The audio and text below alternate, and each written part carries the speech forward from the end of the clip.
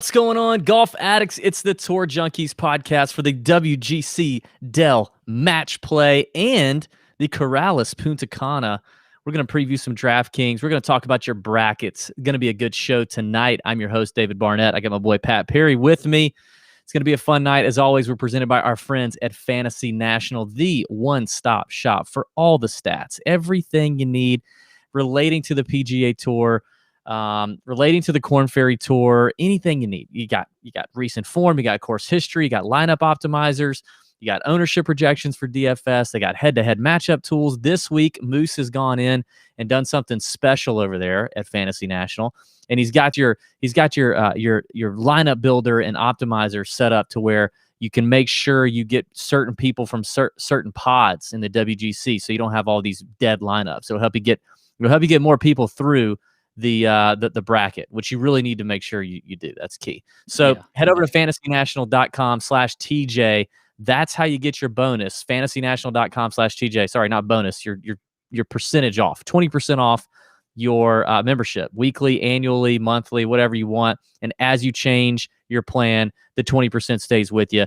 Tell them the Tour Junkies sent you. It's the best place to go. We've been there for something years. I don't know. They're great. It's the one place to go. And all the data is certified by the PGA Tour and ShotLink data. So it's good stuff. And I realize I say data and data. It just, whatever comes out of my mouth, I'll say one or the other.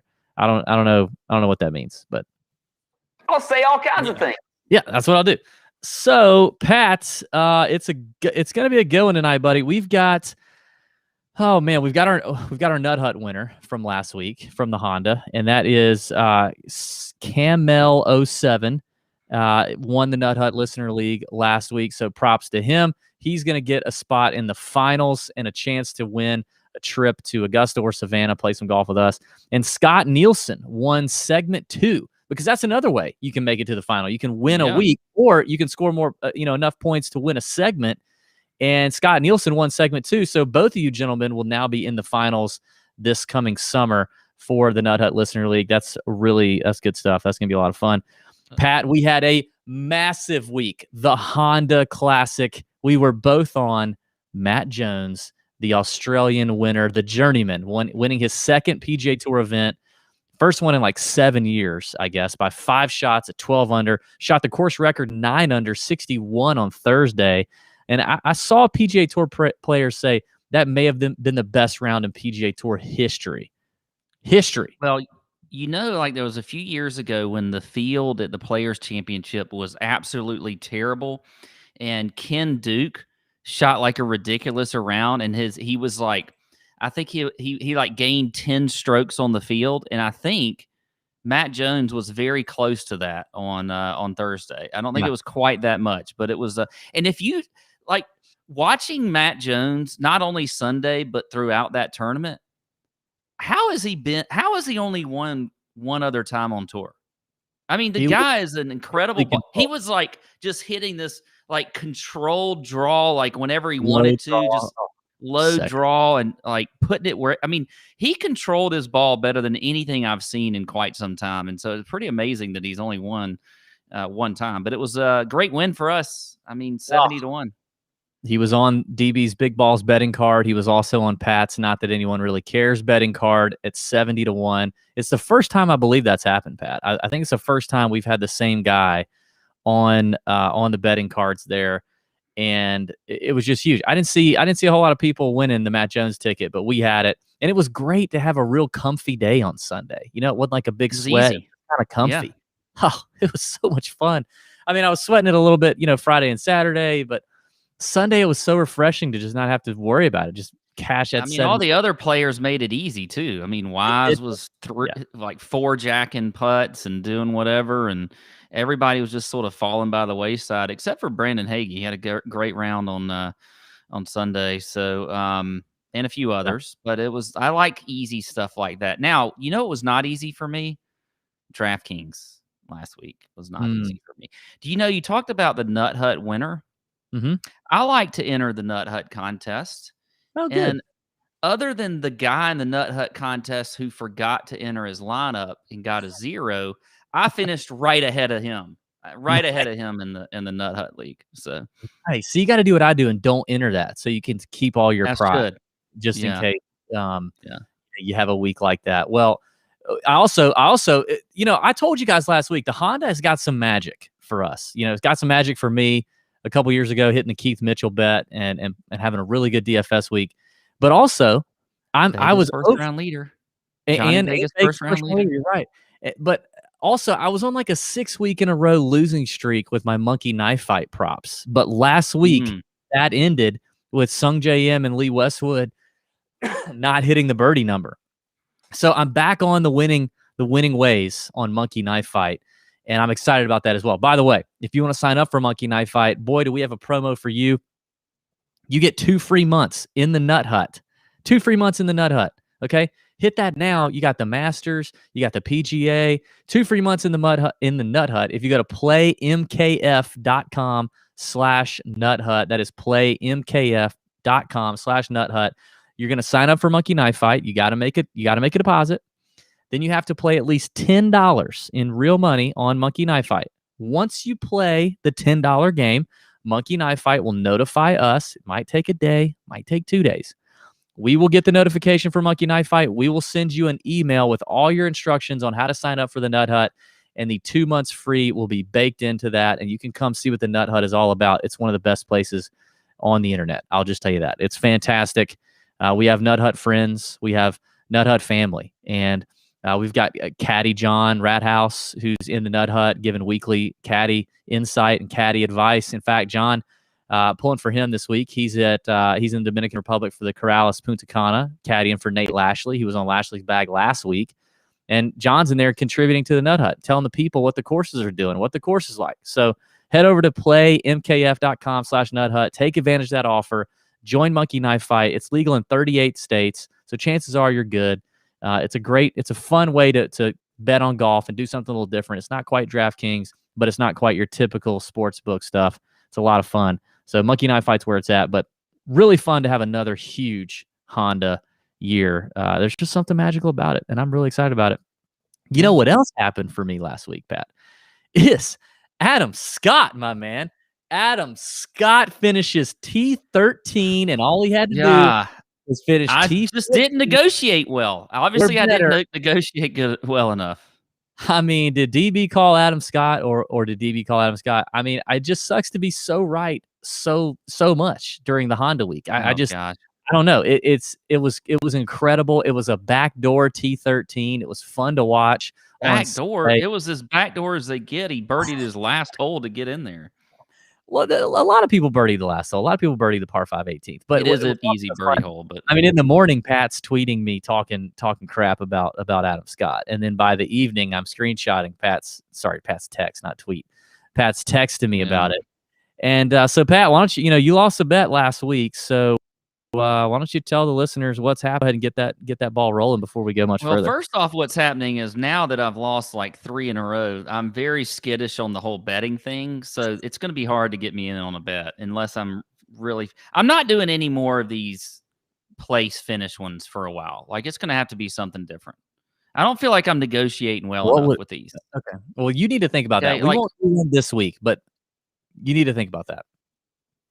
I mean, when you lose it by 1 spot, or really technically 2 spots, you're not negotiating well enough. You should be, Anyway. See, I think that means we set the line very appropriately. The line was probably so. On the money. All right, Josh Kistler, he's saying it. Colt 45. You may have wondered why I have this little Colt 45 right here. Okay. Because I lost this bet, I have to drink this Colt 45. Now, I have followed through with every bet that I have made with you and lost. And for the most part, I typically drink everything. If I start to puke, though, I'm not going to drink this whole damn thing. I don't think it'll be that bad. I think Colt 45 is not that bad. I've never actually had a Colt 45, but I did get the original. And I like how they kept I feel like this can stood the test of time. They try to change beer cans all the time. But this one they just kept the same. So anyway, let's go Ted. The champagne first sip should be real. I mean, it should be a good one, like a chug sip. Have you had it on ice? Go.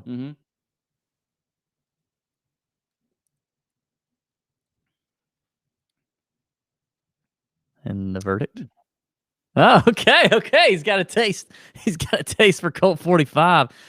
Dang, Daddy. It must be if you were born in the 70s or earlier, you've got the Colt 45 taste bud built in there. I mean, it's a classic American lager since 1963. Every time. I don't know why they just put every time at the bottom. Like every time it's good. Yeah. Yeah. Whatever your question is, every time the answer is Colt 45, Daddy. It's not that bad, really. Man, I kind of hate that. Hey, here's what we need to do. In the comments on YouTube, type in for our next bet where one of us has to drink something. Type in what we should drink. You guys are really creative and clever. So in the comments on YouTube, we need you to tell us what's the next thing we should drink. Because obviously Colt 45 we thought was kind of gross. Pat's kind of liking it.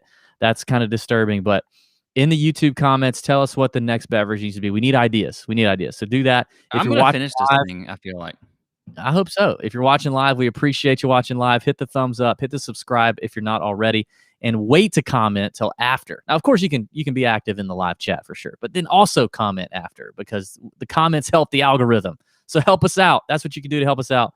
That's great stuff. Well, I wish it were more disgusting, but sometimes, hey, that's you're just favor ain't fair. I guess what it is, man.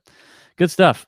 Let's get to what's going on. So we've got the WGC Dell Match Play at Austin Country Club in Texas.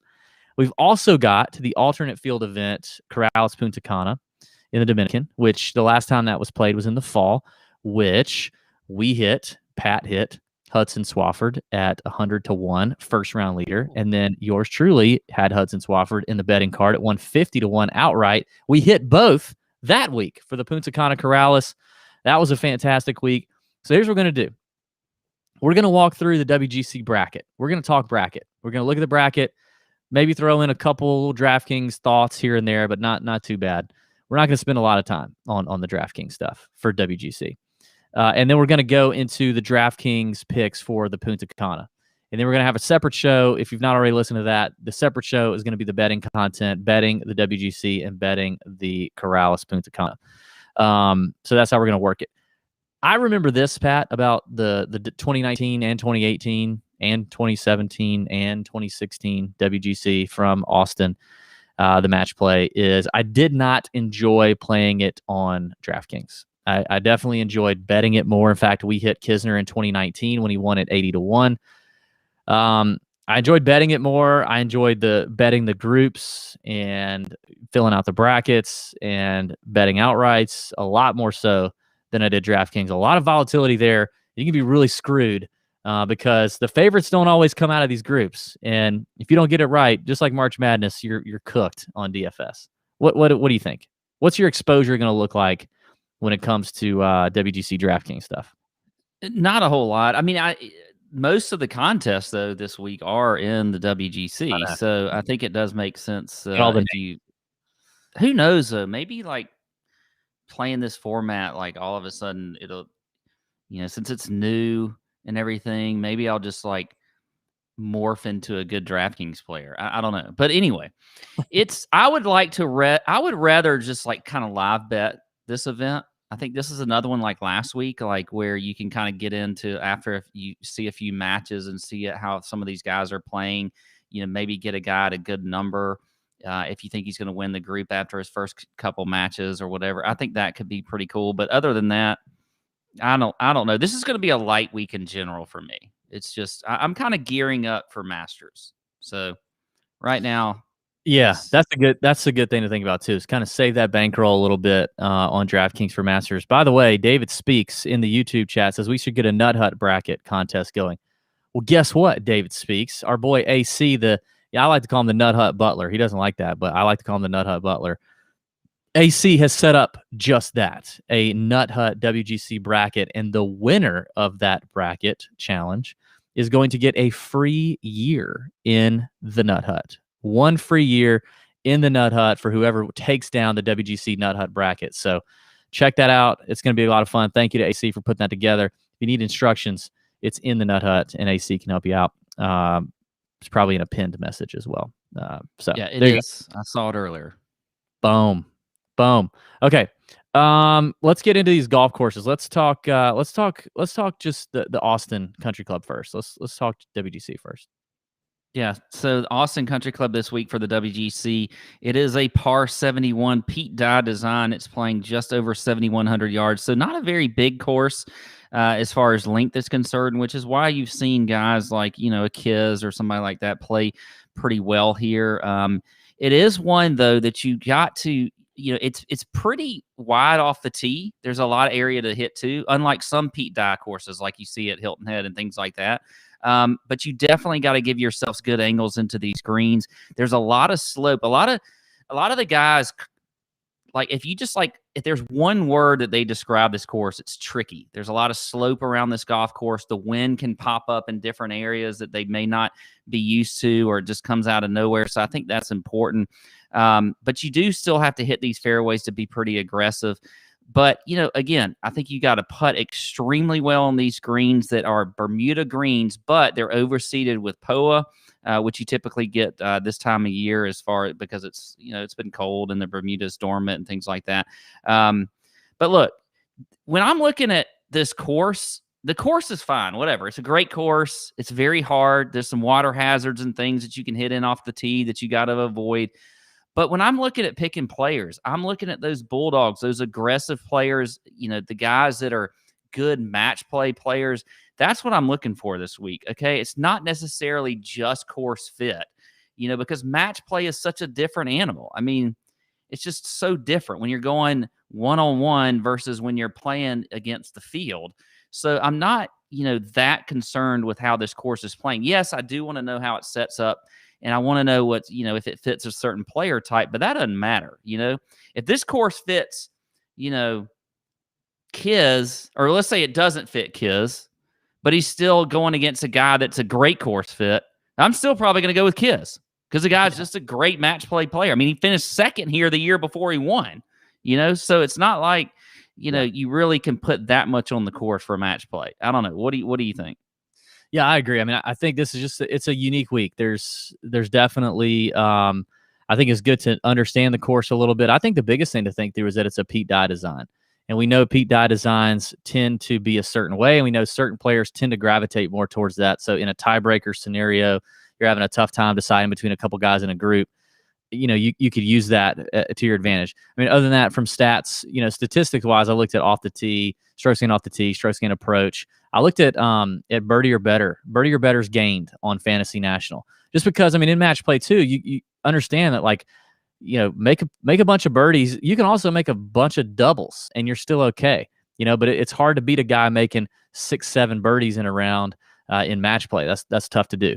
I think form definitely matters coming into match play. I think we've seen that in the last few years.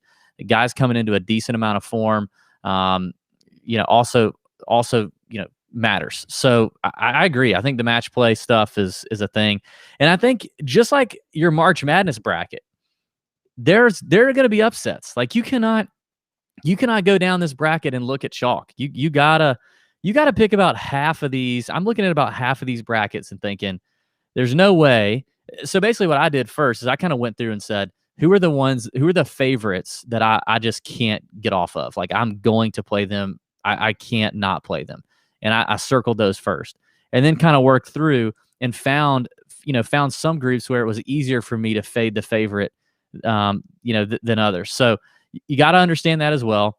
And you got to hold on because there's definitely a lot of variance in this thing. That is for sure. So I think that makes a lot of sense for me. And what you said, I think definitely works for the match play scenario. But, it's a high variance tournament, which is why, again, I'm not a huge DraftKings lover here.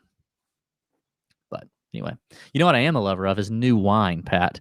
Our friends at Wine Access have been taking care of us for a couple months. Oh, man. They've been taking care of us. They got that new Lorenzo Rosé, Rosé California. It's beautiful, man. It's a beautiful rosé. You've talked about it. You've tasted it. You've told us about it. You love it. And I just like how easy it is to go on the website and just pick something, pick a food, pick a pairing, pick a scenario, a setting, a circumstance, and pair a nice wine with it, learn about it, anywhere from, $15 a bottle all the way up to a lot of dollars a bottle, I like that you can do that. So the Lorenzo Rosé California, you got to give it a shot. It was 2017 Wall Street Journal's top pick of the year, and 2019 also lives up to that expectation. It pairs beautifully with a wide range of food. It's the kind of rosé you'll want to drink year-round, just like our boy Pat Perry. So whether you're a wine lover or just figuring it out, kind of like me, Wine Access has something for you. Their team tastes over 20,000 bottles a year, choosing only the best for their customers. So if you don't know where to start, take a recommendation from the experts at Wine Access. And if any wine fails to impress, Wine Access will credit that bottle. Trust us, you're going to love Wine Access. We've been telling you about it for a couple months. We've been using them for a couple months. And make sure to try that Lorenzo Rosé California before they run out. We have an incredible offer to get you started. 20% off your first order. Only available through our URL, wineaccess.com/tour. The discount will be applied at checkout. Again, to get 20% off your first order and see our favorite wines, go to wineaccess.com/tour. Thank you, Wine Access. Thank you. All right, let's get into this, Pat. Let's talk a little WGC, baby.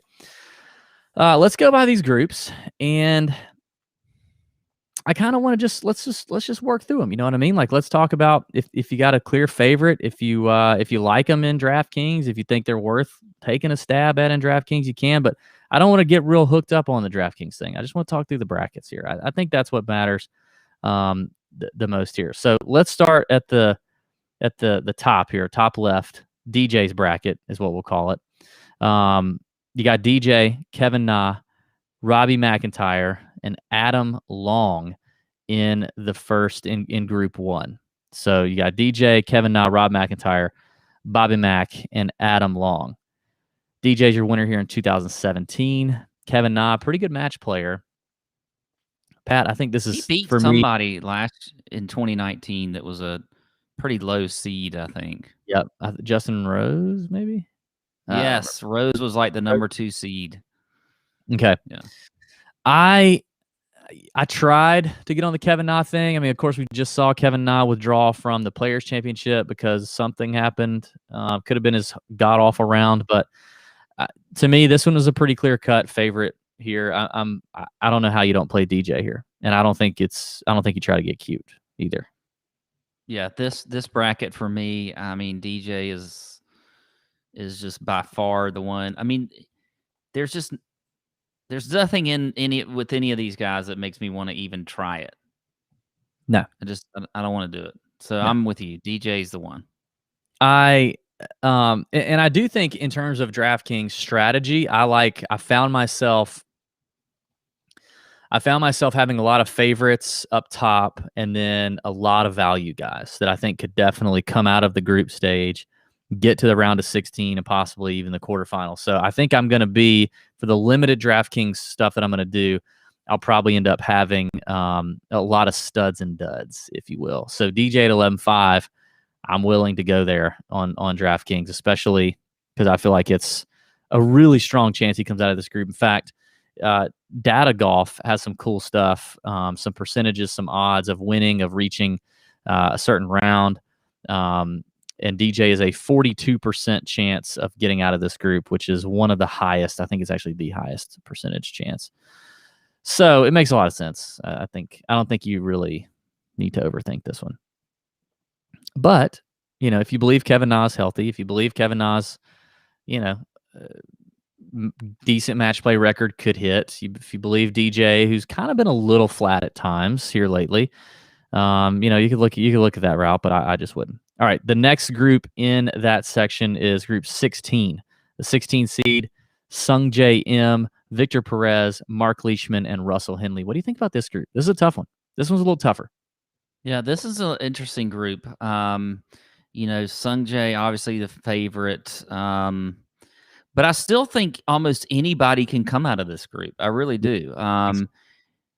And so I think it just kind of you kind of sort of got to pinpoint a guy and the type player that you like on this course. For me, I think Mark Leishman.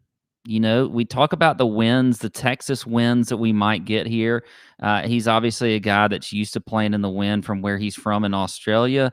So I think Leishman could be kind of a sneaky good option here. I think he's most people might not think it as far as his his fiery competitorness. Is that a word? Competitorness? Fiery competitiveness. That's the Colt 45 in me talking right there. I'm going to use that all night now. The Colt 45's talking. But I still think Mark Leishman can come out of here. I'm going to take him. He is going to be my play out of this group is Mark Leishman. Okay. He's not going to be my play out of this group. You know who you could? I mean, you remember when Victor Dubuisson almost won the match play like a few years ago? Maybe you go with the Frenchman, Victor Perez. You think he's going to catch that fire? Well, I was just about to say, I kind of like Victor Perez here. But honestly, I kind of like, not that I think Mark Leishman's a terrible play. I do think this is a pretty evened up group. And even when you look at the odds on Data Golf, Sung Jae's definitely the favorite, but it's not, these other guys have decent shots at it. Perez is the least favorite in terms of percentages on Data Golf, but we did see him just T9 at the Players Championship just a couple of weeks ago. We know he's a legit contender. Like, he's not one of these. I don't think Victor Perez is one of these flash in the pan Euro guys. I think he's a legit player. He's got a ton of length and a ton of ability. We just haven't seen a lot of him yet in these big tournaments, in WGCs and majors. I think he's coming on the scene, and I think he could be a contender. I really do. So I don't know. I don't feel great about this group, and in a group where I don't feel great about the favorite, I think it's an opportunity for me to fade the favorite. So to me, that eliminates Sung Jae. So I looked at Henley or Victor Perez.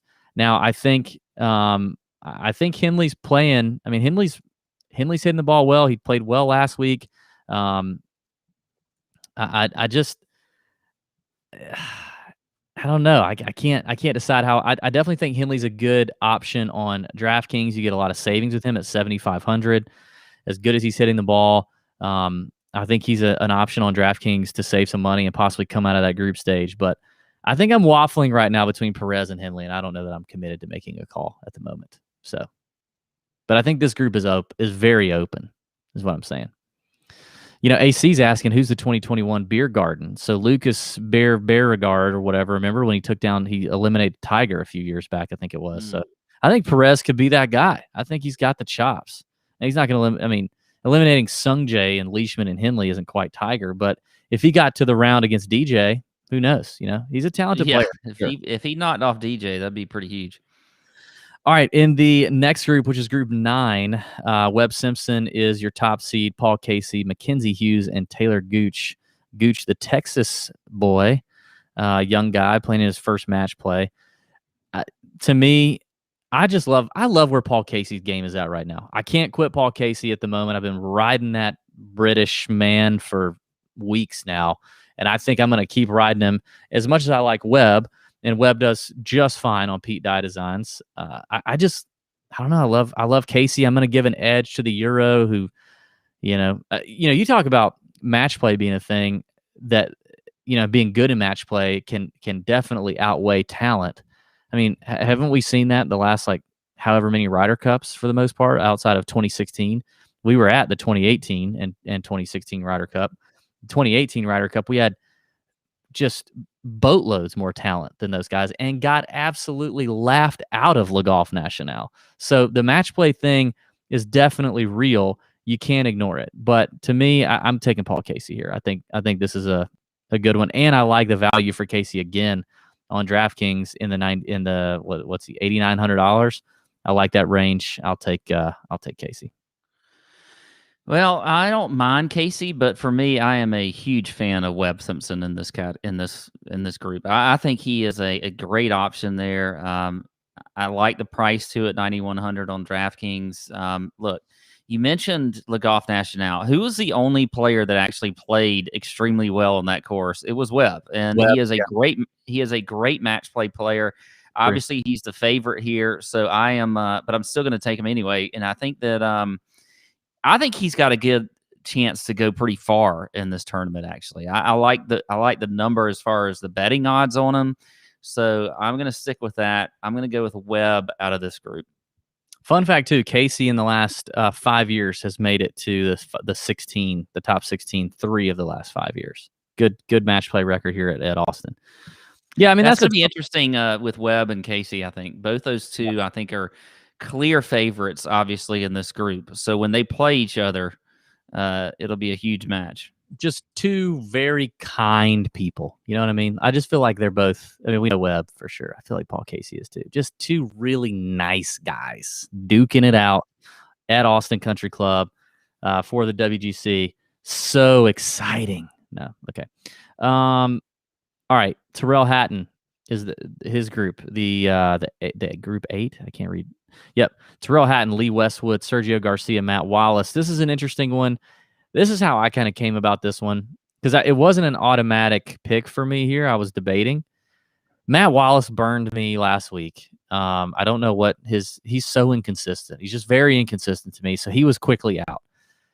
Westwood did what I thought Westwood would do last week, and that is completely flame out. He's old. He's tired. He's played a lot of golf, like good golf, but draining golf over the last few weeks. So I could eliminate Westwood. I think this comes down to Hatton or Garcia. I ended up giving a slight nod to Tyrrell Hatton. Also, come on, DB.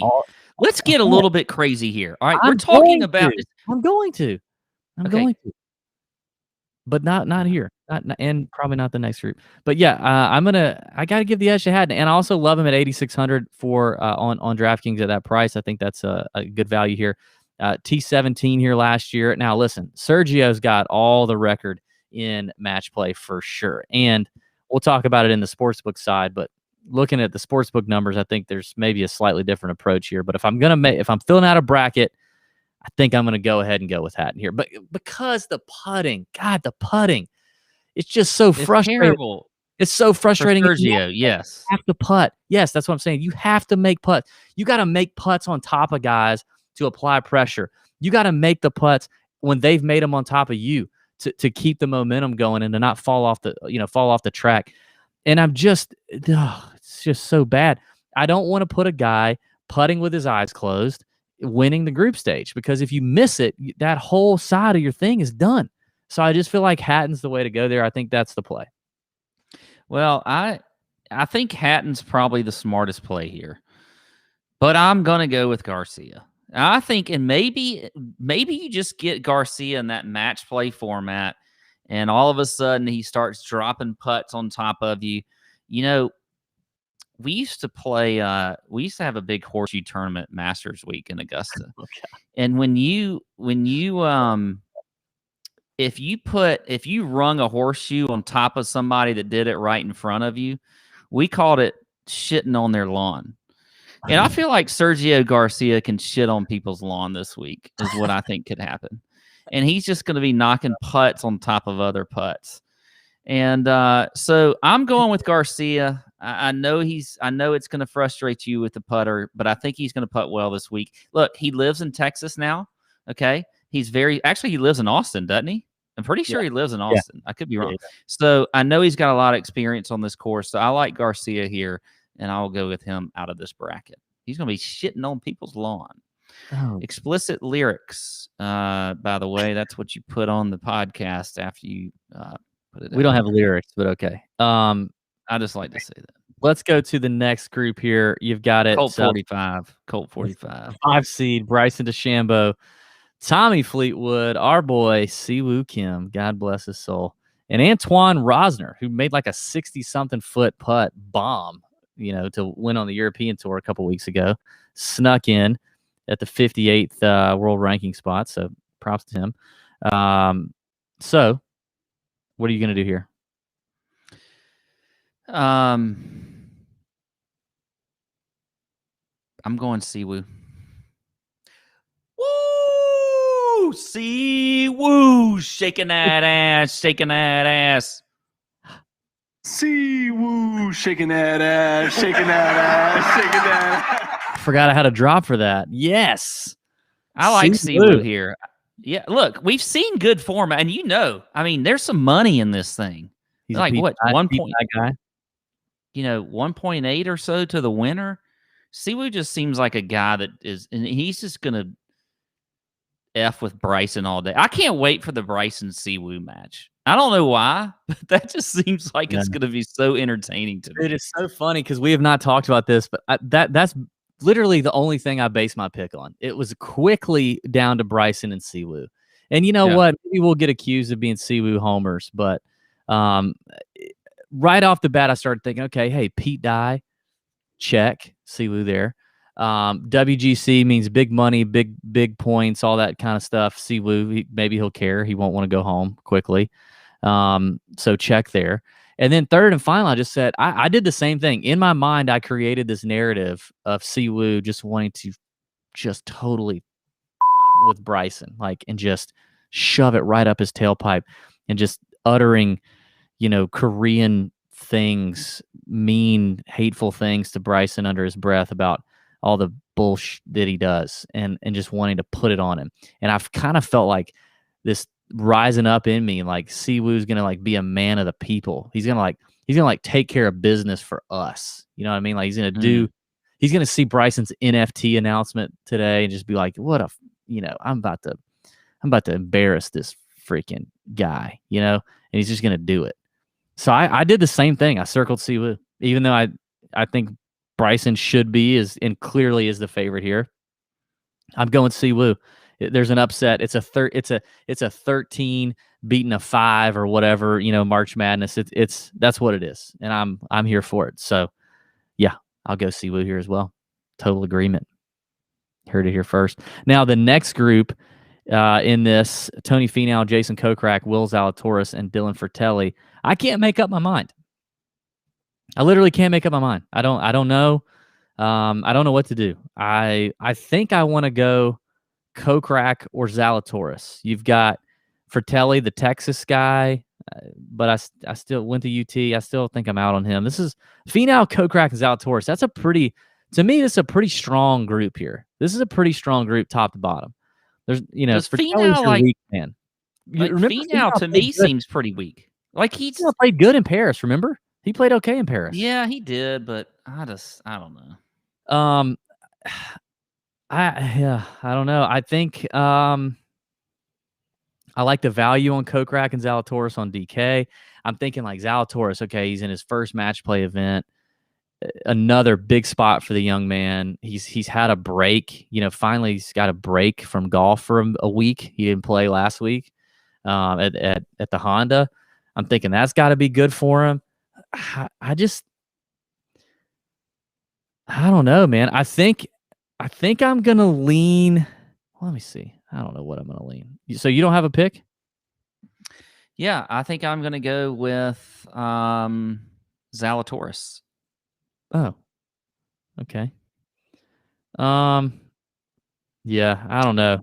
I think he's a sneaky play here. I don't know about how sneaky he's going to be. I definitely think Kokrak on DraftKings, you should play him because he's $400 cheaper, and I think it's a coin flip between the two of them.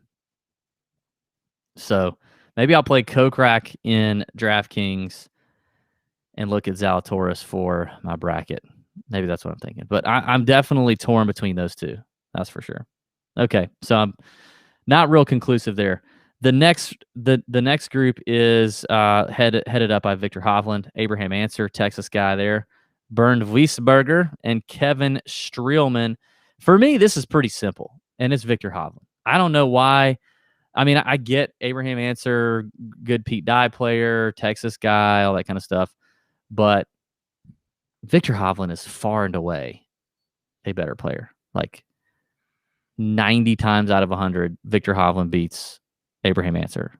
I don't think it's close. And maybe, I don't know. I just don't think it's close. So to me, this was one where I quickly circled the favorite in the group, and that's Victor Hovland. Yeah, we don't need to even talk about this one that much more. I am with you. Victor Hovland, also like him outright to win this thing. So now, Victor Hovland on DraftKings, $9,400. Abraham Ancer, $7,700. If you like to play that studs and duds lineup, I'm thinking, maybe if I want to put DJ in a lineup, we'll get to this guy later, but maybe I want to put John Rahm up there with him, and I need, a cheap guy like Abraham Ancer, and I want to take the chance there and maybe hedge against the bracket, I don't mind that. But in terms of filling out the bracket, I think it's clearly a Victor Hovland play. So, all right, next group. Colin Morikawa in the 4th spot. Billy Horschel, Max Homa, and JT Poston. Our boy JT Poston with Aaron Fleener. This was a little bit of a tough one for me as well, but I think I give the edge to Max Homa. Also, tremendous DraftKings value. If you ask me, it's $7,400. I like the Max Homa play. Going back to data golf, you've got, obviously they have Colin Morikawa as a better shot to win. In fact, they even have Billy Horschel as a better shot to come out of this group than Max Homa, but I don't know about that. Max Homa hasn't had too many cracks at the old WGC match play event. I feel like he's going to be up for this one. Like Will Zalatoris, rested for once, like kind of taking a break, taking a week off, coming into some rest. He's been striking the ball so well lately. So I really like Max Homa here in this group to come out and pull off an upset. Well, I'm going Billy Horschel. I think you save a couple $100 on him on DraftKings over Max Homa. I like the experience of Billy Ho. Everything else, I think he's got that fiery competitor nifs as well. And so I think Billy Ho comes out of this one. We're halfway through the bracket. I don't know. Okay, let's move through this one a little bit quicker. Before we get to the second half of the bracket, I got to tell you guys about our friends at Tranter Gray. We just shot some content with Tranter Gray. You guys are going to freaking nut up when you see the new content that we just did. Got some really good stuff coming. TranterGray.com. If you own a business, if you work for a business and you need some video stuff, you need video production, high level, I'm talking cinema quality video production, I need to tell you that our friends at Tranter Gray, they filmed a bunch of content for us. Lately, we use them on something real special, like I said, that we're working on. You guys will find out sooner than later what that is. They know what they're doing. They do it all over the world. They'll come to you. They travel all around the world shooting video for a ton of different types of companies. They work with medical practices, nonprofits, Fortune 500 companies, all of the above, making promotional videos to help represent your brand. We personally seen their work with the athletic apparel company No Bull, and then they did a recap promo video for Bill Murray's Caddyshack tournament at the World Golf Hall of Fame. That was pretty good. If your company does any type of video production, I guarantee these guys deliver an exceptional product for you. Check out their site, TranterGray.com. That's TranterGrey.com, and see how they can help you. So TranterGray.com. Check it out. All right, let's get through this bracket. Then we got to move on to the Puntacana. Okay. All right. Oh, this is a tough one. I'm going to go Kiz because of the match play. Justin Thomas, Louis Oosthuizen, Matt Kuchar, all good match play players. This is a really tough bracket. Tough to come out of this one. This is going to be a dogfight. Justin Thomas has only advanced 1 out of 4 times in group play. Kisner, as you mentioned, is our defending champ. Last played in 2019, the runner-up before that. I'm going to go with our boy Kiz. He's a match play fiend. He's just a menace. So I'm going with him. Well, I would like to go Kiz, but I'm still going to go JT. I just love how he played. Just absolutely ridiculous at the players. So I'm going to go JT. Go to favorite here. I'm going to start the next one. Okay. And I'm going to go with Cory Connors. I really like Cory Connors coming out of this bracket. I never liked Cory Connors. Yeah, but I like him this week. And I'm not going to fall for the Spieth thing. I feel like a lot of people want to play him, and but I'm just not going to do it. I'm going to play Cory Connors here. Interessante. I think this is a really tough group anyway. Not like the Justin Thomas, Fitzpatrick, Cantlay, Reed group is all really tough. This is going to be a tough one to come out of. When I'm looking at outright picks, I don't know that I want to have a whole lot of exposure to this one because I think there's a lot of volatility here. I'm going to go with Jordan Spieth. The Texas boy, WGC event. He's playing good. I love him in match play. How annoying is it to play against Jordan Spieth in match play? Huh? Just when you think he's out of the hole. It's not annoying when he's spraying it all over the place. No. That's what sets up being annoying. That's how he sets your ass up. That's how he sets you up. He sprays it. And you're like, oh, he's done. Then he's got to punch out. And you're like, oh, he's not getting up and down out of here from, 120. I think in a normal event, maybe. It's up and down. I don't know if he's going to do that in this case. I think when you're in match play, it's a little different. You got to control the situation hole by hole. You can't just be like, and that's what Cory Connors is going to do. Like, he's going to be in control. That's what I like. He's got a good record here, too. I like Jordan here. This is a tough group, though. I mean, Fitzpatrick is playing very well. It's a great course for him. Connors is not even. Wolf out. Done. Dunzo. Connors is definitely your best value on DraftKings for sure. Next group, for me, it was a pretty quick can't lay. It was pretty quick. I mean, Carlos Ortiz has a Texas connection. Brian Harmon's been playing well. Another Pete Dye guy. I do think Harmon is your value on DraftKings if you want to pair him with a DJ, a John Rahm, whatever up top. But for me, if I'm filling out a bracket, this was one where I circled the favorite, and that's Patrick Cantlay. I agree with Harmon as being a value play, but I still like Cantlay to come out of here. There you go. Agreement there. The next one, Patrick Reed. That for me is the pick. It's match play. It's Patrick Reed. Just like Kevin Kisner, I'm playing Patrick Reed. I've witnessed it myself in person. I've felt it in my loins in person.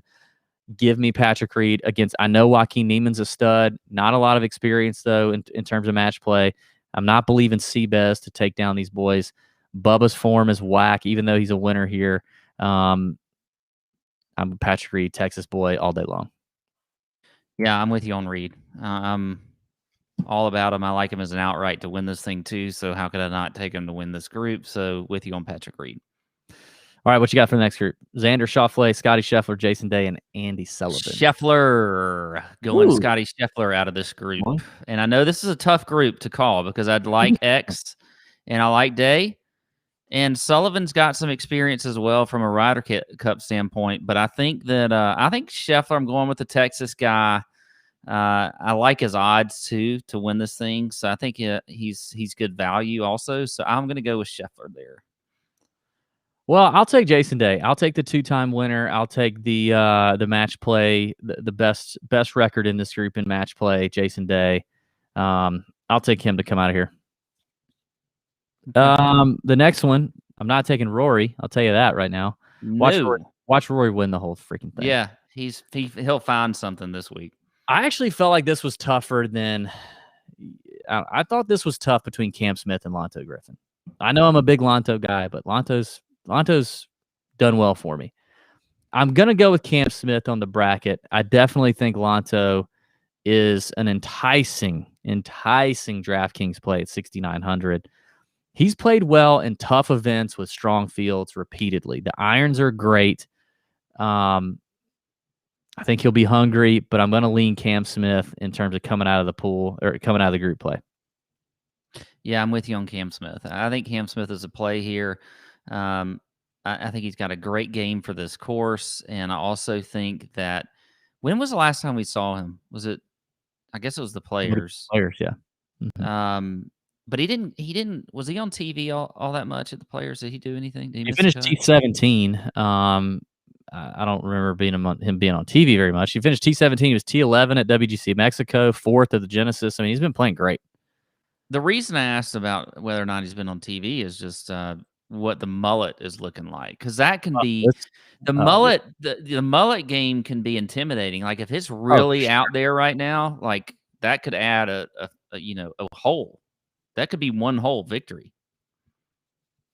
For sure. Yeah, that's an intimidating thing to have to step up to the team to look at. This next group, I have no freaking clue. Like Berger's still battling the rib injury. It took him out of the Honda as the favorite. English withdrew from the Players. Remember, like the night before or something. I don't know what his deal was. I don't think it was. Was it COVID related? It wasn't COVID related. English wasn't COVID, was it? I don't think so.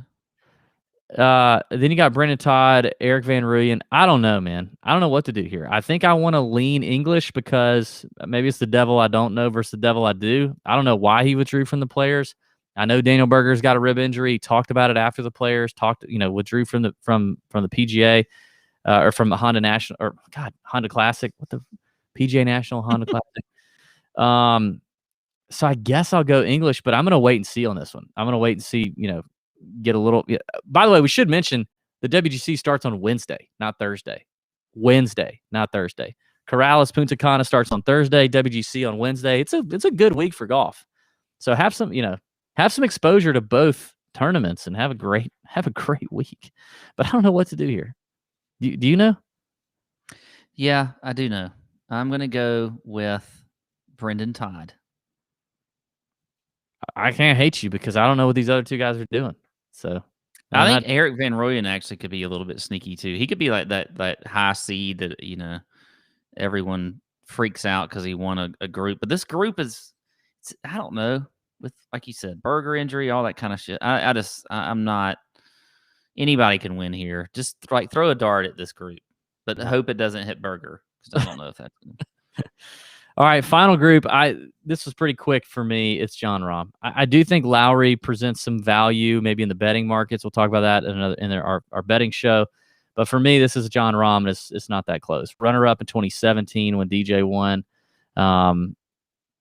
This was one where I quickly checked the favorite. Yeah.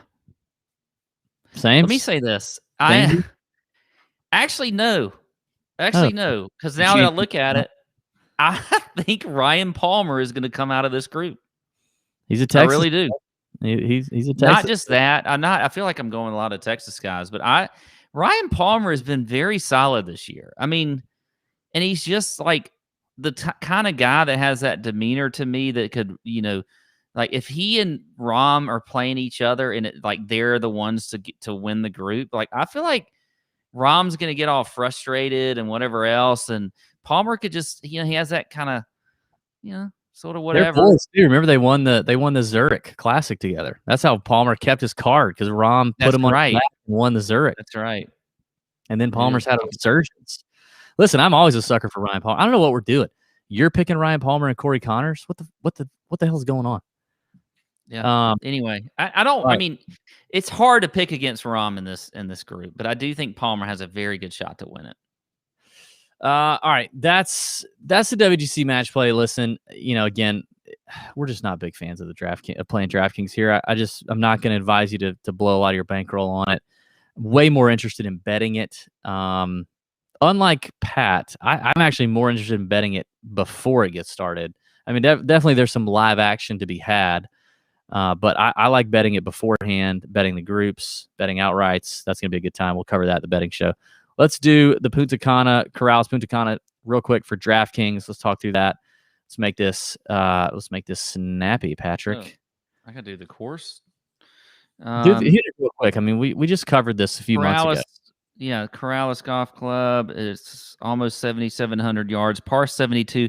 Paspalum this week. Paspalum greens. So that's something to pay attention to. This is a Tom Fazio design. You got big fairway. According to Caddy John, the greens are pretty pure right now because he's there. Yeah. He's in Dominican Republic. He wrote up a nice little paragraph in the Nut Hut talking to us about how the course is looking, how it's set up, what he thinks is going to do well here. So that's in the Nut Hut under Caddy Info. Yeah, and he writes some good stuff because obviously he is caddied there before. Anyway, it all comes down, though, for this course. It is a second shot golf course. It's all about approach, and it's a putting contest after that. So you got to score out here. I think opportunities gained is a huge stat that you want to look at. You want to look at strokes gained approach. The fairways out here really aren't that hard to hit, but we see not just your long hitters win this tournament. I mean, Graham McDowell won this tournament a couple of years ago. You had Bryce Garnett. You had Hudson Swafford's not. He's decently long off the tee. Yeah. He's not known for being a huge bomber.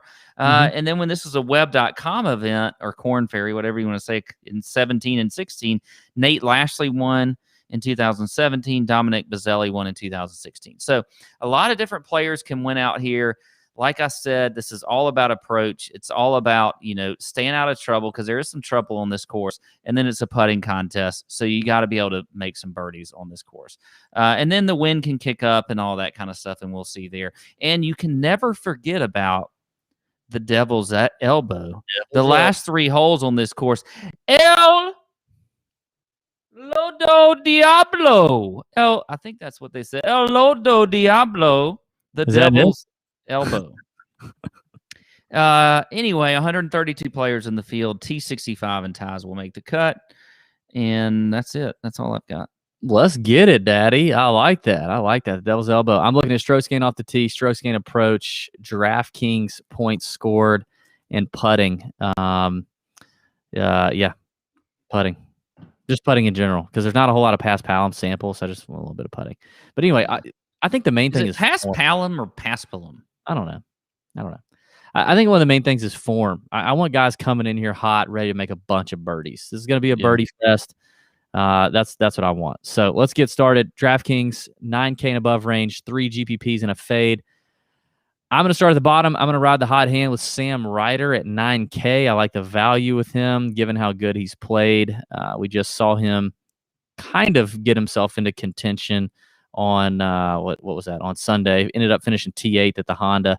I'm going to go with Sam Ryder at 9K. I'm going to go with Nate Lashley. You just mentioned him, the 2017 Korn Ferry Tour winner here at 9,500. Also got our boy John on the bag. Gotta love that. But Nate's been playing okay. T36 at the Honda. That's okay. He's been making cuts. Whatever.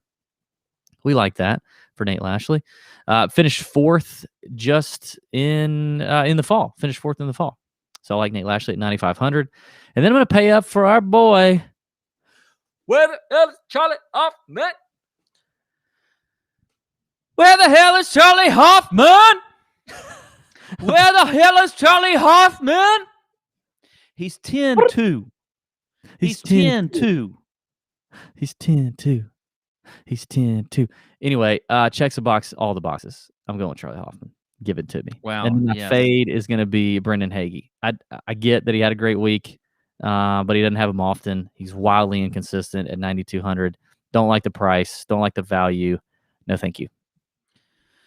Okay, wow, this is very interesting because we have the exact same GPP plays, and I'm not only saying that just to make the show go faster, but Hoffman, Nate Lashley, and Sam Ryder were my 3 GPP plays, and Peters, though, is where the difference lies. I have him as my fade. Now, obviously, he's the highest priced guy, but look, this is a very weak field.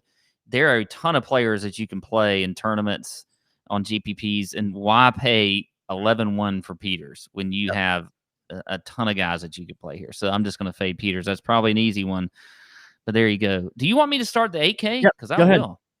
Well, I'm going to start the 8K off at 8,200, and that is Stephen Yeager, a guy that we've seen play extremely well on the Korn Ferry Tour last year, playing pretty well again this year. He did miss a cut a couple weeks ago at the, I don't know, they call it like the chimichanga or something.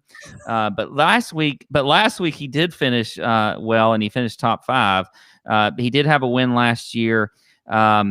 A guy that has some experience on tour, has experience on this course. He's at 8,200. He is number 3 in the field in scrambling, 24th in opportunities gained, 16th in par 5 scoring, and 20th in strokes gained approach. I think Stephen Yeager makes a lot of sense here at 8,200. And like I said, I like his experience on tour.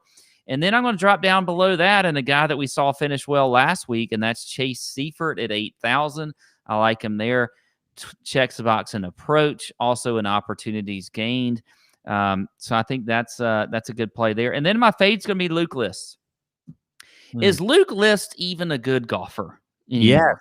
Yes. Is he a good golfer? Yes. That is a legit question, I believe. No, it's not. Legit question. No, it's yes, not. It is. If we had more time, I would address that. That pisses me off. I'm just saying. He's had a few bad events. Give me a break.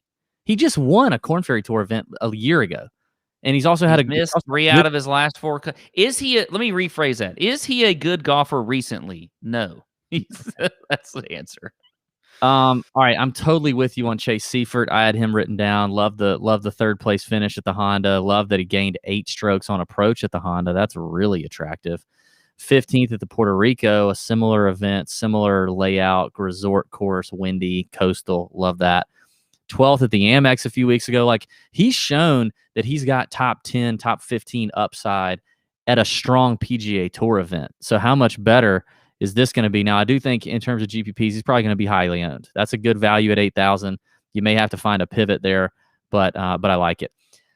Let me just say, I love the 8K range. There are probably 4 names, maybe 5 in here that I like. In fact, my favorite lineup construction, theory at this point is to just start here in the 8K range. Honestly, I would just live in this 8 to 7.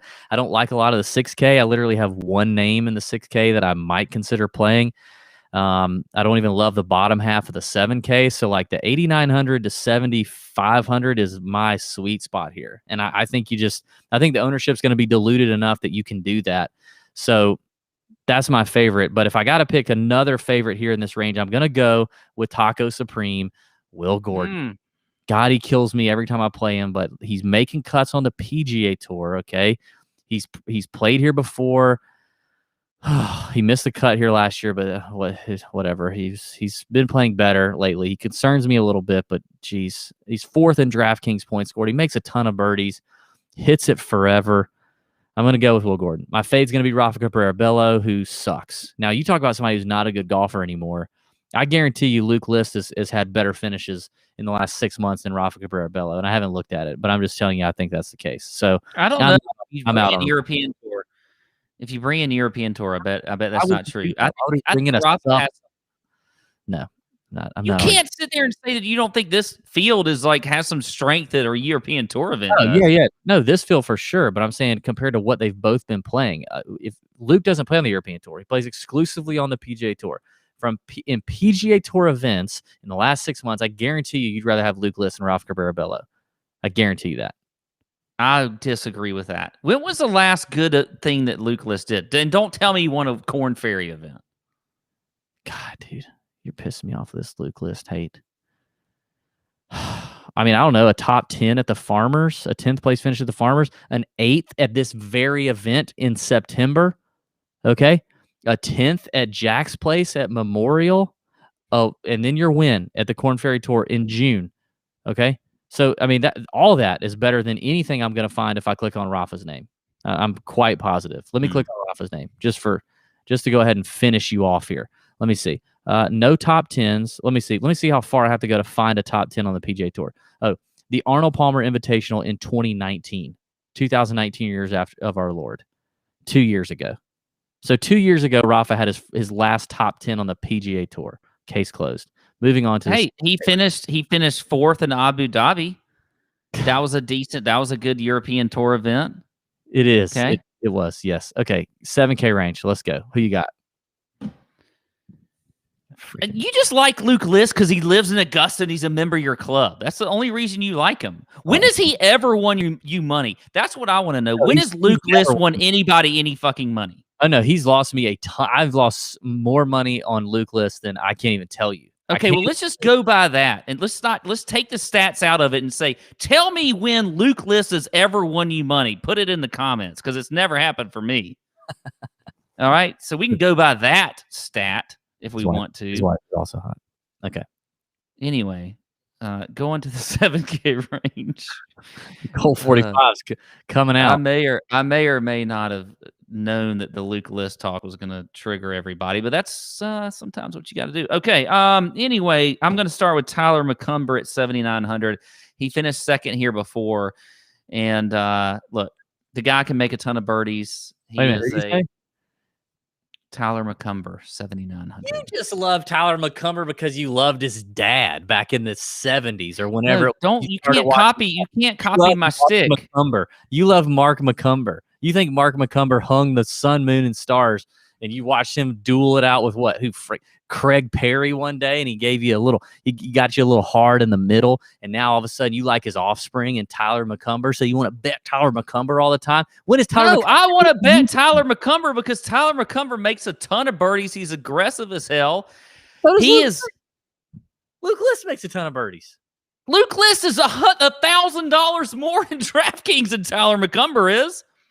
Oh, Tyler Mccumber will win a tour event before Luke List does. I'll tell you that right now. If that happens. That could be a bet. All right, let's move on. That could be a bet. But look, Tyler Mccumber finished 2nd here last year. He's played well, obviously, this year on tour. We've seen him. I think you saw him on TV recently. So at 7,900, I like Tyler Mccumber. Look, weak field, Tyler Mccumber. Next guy, Camilo Vagus, 7,600. I do like Tyler Mccumber here. Okay. Camilo Vagus, 7,600. Look, the guy is trying to keep his card. He's playing for his card. He's been in great recent form. You look at the stats. He is He's checking the box in strokes gained approach, top 10 in the field, top 30 in scrambling. He's top 30 in opportunities gained. I like Camilla Vagus. I think this is a good event for him. So at 7,600, I'm going to play him. And here's another guy.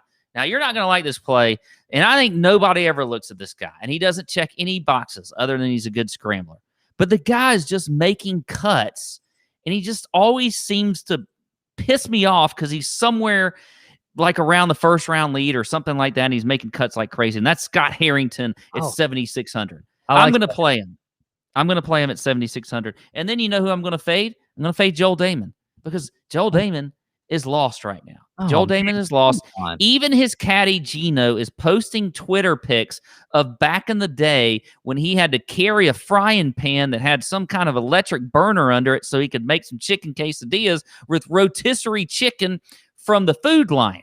I don't know. So I think that Joel Damon is a fade this week for me.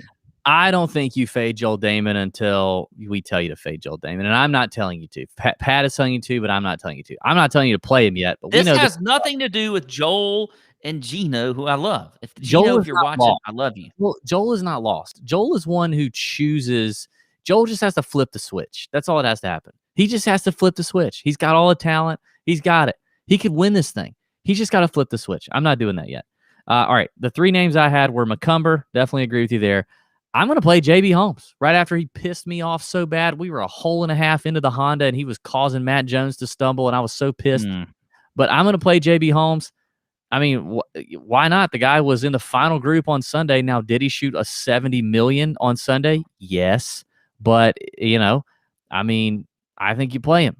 He did it right for 3 rounds, and he's a PGA Tour winner. He hits it a long way. He can score when he's hot. I think you play JB Holmes at 7,700.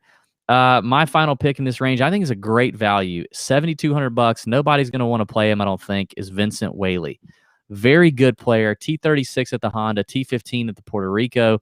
Played here last year, finished 28th. I like Vincent Whaley a lot. Checks a lot of boxes as well.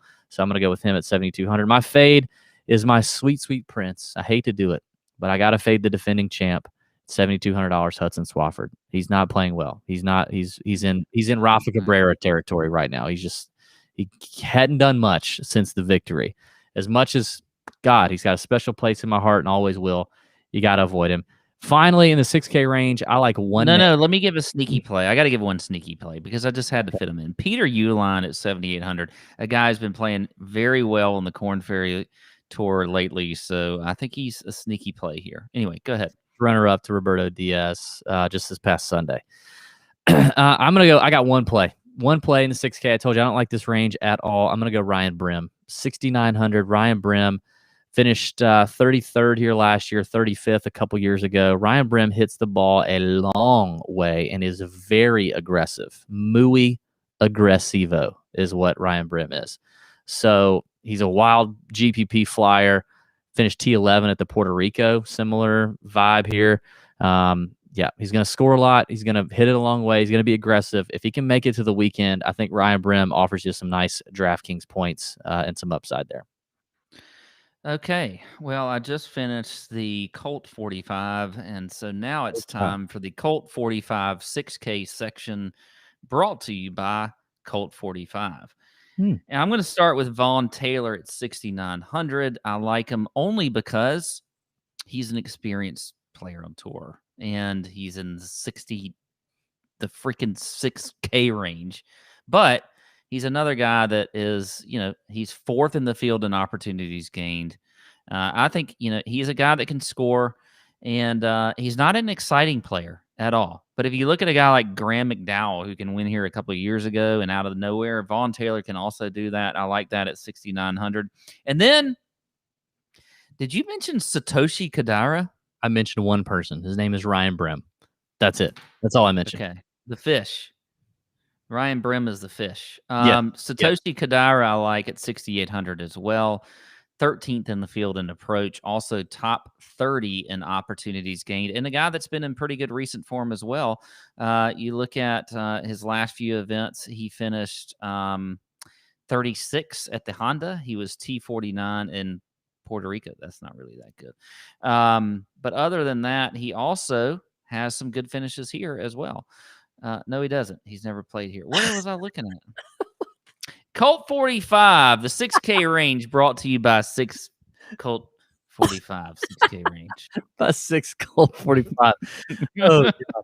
By the way, the two Marcuses that got to come to Augusta and hang out with us over the weekend, and we treated them to golf. Marcus Griffin won the Nut Hut Listener League last year. They got the full TJ treatment. Let me just tell you, including the full Pat Perry treatment. And also, me and Marcus Griffin, Sane Marcus, beat the piss out of Pat and Crazy Marcus. And so I got this signed flag. By Marcus, by Crazy Marcus in the Nut Hut, my championship. Oh, read it, because I haven't seen that yet. Yeah. I'll read it quickly. DB, your knowledge of your course and way to play, it is unmatched. Your short game took it your shoe game took it one level above that. Congrats on the nice win. And then this is my favorite part. Jose Bless, which is something you're not paying attention. Pat, you asked me if you're not paying attention. I'm paying attention to Jose Bless. Signed it Jose Bless, Marcus, which Jose Bless is something that Pat said when he was hammered in the Nut Hut a few weeks ago, and he meant to say God bless, and he's typed in Jose Bless instead. And I had laughed about that earlier, and Marcus, it was a great callback joke. He wrote it on here, Jose Bless, Marcus. That's awesome. Yeah. So Jose Bless to you guys. Thanks for listening. Give the YouTube video a like, a comment, all that good stuff. Comment on what Pat needs to drink. If you're watching live and the live's about to end, comment on what Pat needs to drink next time he loses a bet. So here you go. Check out the betting show as well. Let's go knock that out. TJ After Dark on DraftKings. It'll be a good time. Hope you have a great week. May your screens be green. See ya.